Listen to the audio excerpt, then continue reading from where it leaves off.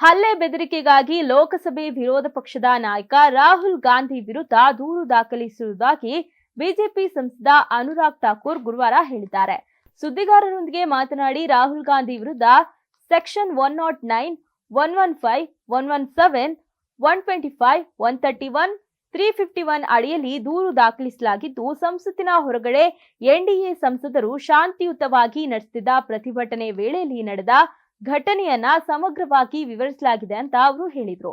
ಇನ್ನು ಸಂಸತ್ತಿನಲ್ಲಿ ಎನ್ಡಿಎ ಹಾಗೂ ಇಂಡಿಯಾ ಒಕ್ಕೂಟ ಪಕ್ಷಗಳ ಪ್ರತಿಭಟನೆ ವೇಳೆಯಲ್ಲಿ ಇಬ್ಬರು ಬಿಜೆಪಿ ಸಂಸದರು ಗಾಯಗೊಂಡಿದ್ದ ಪ್ರತಾಪ್ ಸಾರಂಗಿ ಮತ್ತು ಮುಖೇಶ್ ರಜಪೂತ್ ಎಂಬ ಸಂಸದರನ್ನ ದೆಹಲಿಯ ರಾಮ್ ಮನೋಹರ್ ಲೋಹಿಯಾ ಆಸ್ಪತ್ರೆಗೆ ದಾಖಲಿಸಲಾಗಿದೆ. ಇಬ್ಬರ ತಲೆಗೆ ಗಾಯವಾಗಿದೆ. ತುರ್ತು ನಿಗಾ ಘಟಕದಲ್ಲಿ ಚಿಕಿತ್ಸೆ ನೀಡಲಾಗ್ತಿದೆ ಅಂತ ವೈದ್ಯಕೀಯ ಅಧೀಕ್ಷಕ ಅಜಯ್ ಶುಕ್ಲಾ ಹೇಳಿದ್ದಾರೆ. ಗುರುವಾರ ಬೆಳಗ್ಗೆ ಸಂಸತ್ ಹಾಗೂ ಸಂಸತ್ತಿನ ಹೊರಗೆ ಎನ್ಡಿಎ ಹಾಗೂ ಪ್ರತಿಪಕ್ಷಗಳು ಪ್ರತಿಭಟನೆ ನಡೆಸಿತು.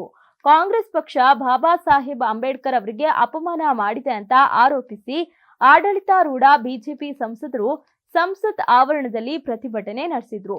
ಸಂಸತ್ತಿನ ಒಳಗಡೆ ವಿಪಕ್ಷ ನಾಯಕ ರಾಹುಲ್ ಗಾಂಧಿ ನೇತೃತ್ವದಲ್ಲಿ ಪ್ರತಿಭಟನೆ ನಡೆಸಿದ ಪ್ರತಿಪಕ್ಷಗಳು ಅಂಬೇಡ್ಕರ್ ಕುರಿತು ಹೇಳಿಕೆಗಾಗಿ ಅಮಿತ್ ಶಾ ಅವರನ್ನ ಸಚಿವ ಸ್ಥಾನದಿಂದ ವಜಾಗೊಳಿಸಬೇಕು ಅಂತ ಆಗ್ರಹಿಸಿದ್ದಾರೆ.